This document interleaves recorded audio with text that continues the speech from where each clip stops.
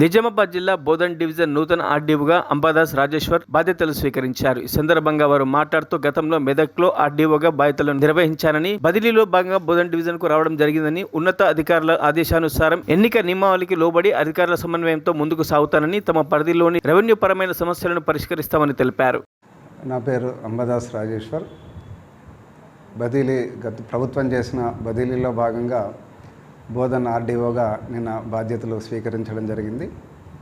రాబోయే parliament election దృష్టిలో పెట్టుకొని వివిధ శాఖల అధికారుల సమన్వయంతో జిల్లా కలెక్టర్ గారు మరియు ఎన్నికల రిటర్నింగ్ అధికారి గారి పర్యవేక్షణలో వారి ఆదేశాలకు అనుగుణంగా ముందుకెళ్తాం.